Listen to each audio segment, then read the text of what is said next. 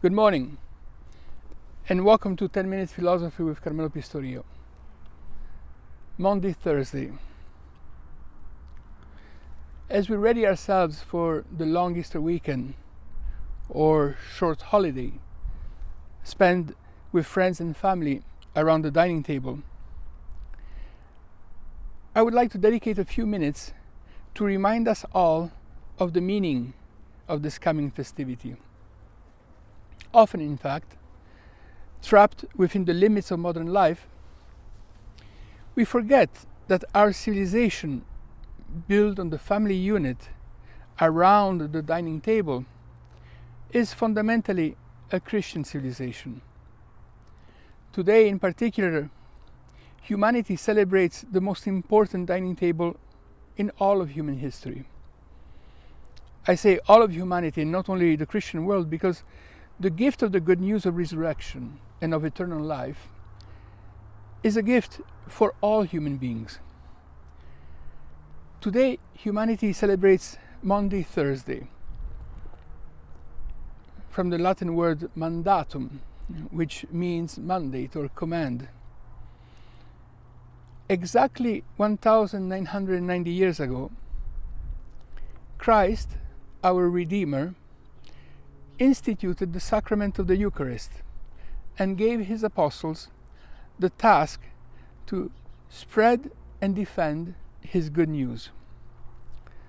Since then, the Church, contrary to the nihilistic propaganda of contemporary hyper-materialist revisionism, under the banner of the cross, imposed herself as an arbiter between the ambitions of sovereigns and the needs of their people,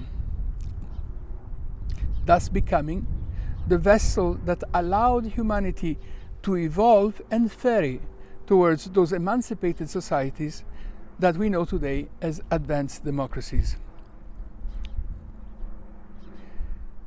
It suffices for us to dwell for a moment on the postmodern thesis according to which there is no link between the emergence of human rights in advanced societies and the fact that this phenomenon is exclusive to Christianity, to realize against their falsehood.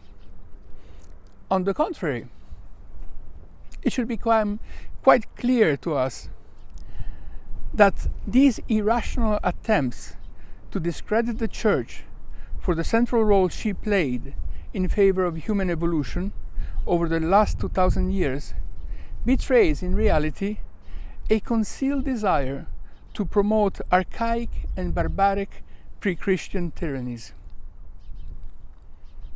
We have all witnessed the horrors states are capable of when the mediation of the Church is lacking. Whether it be Stalin, Mao, or Hitler, without the mediation of the Church, there are no limits to the barbarity of which states become capable of. Today, this evolutionary progress towards individual emancipation, which is the fundamental driver of life, and of which the Church has become the author, is once again in grave danger. In 1930, the great English economist Maynard Keynes managed to predict with great precision the global GDP of the human population 100 years later. And on that occasion, he declared that for the first time in the history of our species, man could overcome his greatest problem, the economic problem, that is, the problem of having to work for a living. Today more than ever, we are on the threshold of an age in which man can freely overcome the constraints of physical necessities.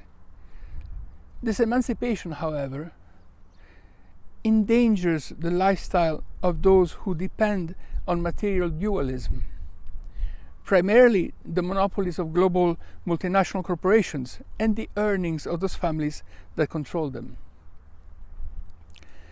In 1942, before the Normandy landings and even before the landing in Sicily, the extraordinary Austrian economist Joseph Schumpeter, the father of the idea of creative disruption in entrepreneurship, made some singular predictions. He correctly noted that Nazism and fascism would lose the war, but he also noted that communism would also eventually fail because it was unable to compete with the efficiency of capitalism in creating goods and services, in generating wealth. He went on to explain that capitalism would create such a concentration of wealth and power that in the long run, free markets, private enterprise, entrepreneurship, and innovation would all be eliminated.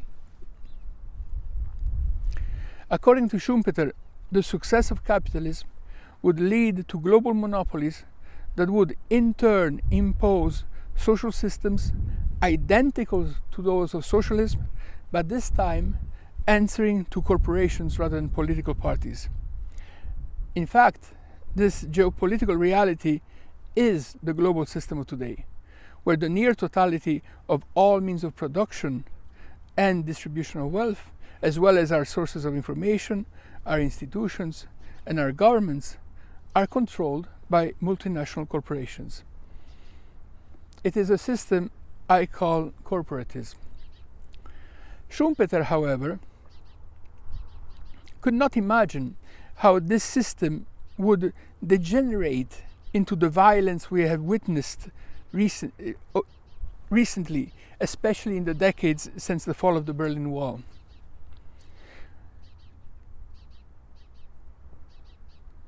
In fact, after the fall of the Berlin Wall, with the disappearance of the Soviet threat, global oligarchies no longer impose on themselves that former minimum caution to curb their greed out of fear of popular uprising they had beforehand. Bertrand Russell, the great eminence of the world of 20th century philosophy, in 1952 proved much more skeptical towards these new powers. In his book, The Impact of Science on Society, he explained that our governments would use the media, psychological instruments, injections and injunctions to make populations completely subservient. In this scenario, I quote him literally, a popular revolt of the plebs, he said, would become as unthinkable as an organized insurrection of sheep against the practice of eating mutton. The people thus enslaved would become so repressed as to assume physical features so starkly different from their masters as to seem a different species, just like pre-Christian civilizations, such as the Aztecs. Finally, I also want to mention the great George Orwell and his 1984, published in 1948,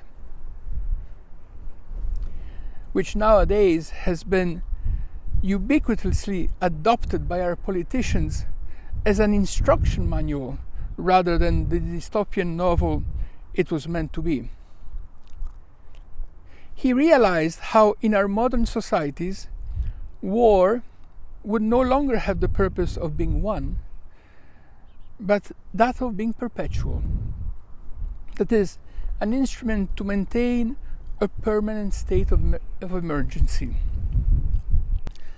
Thus, in light of the immense potential we enjoy today, and with full awareness that evil can be easily defeated simply by remaining human, my little prayer for all of us is to preserve our humanity, and to do so by exercising free will, the faculty of reason, and compassion towards others.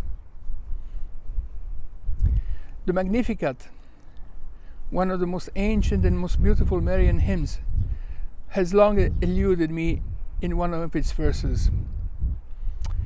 because he that is mighty hath done great things to me, and holy is his name. He hath shewed might in his arm. He hath scattered the proud in the thoughts of their heart.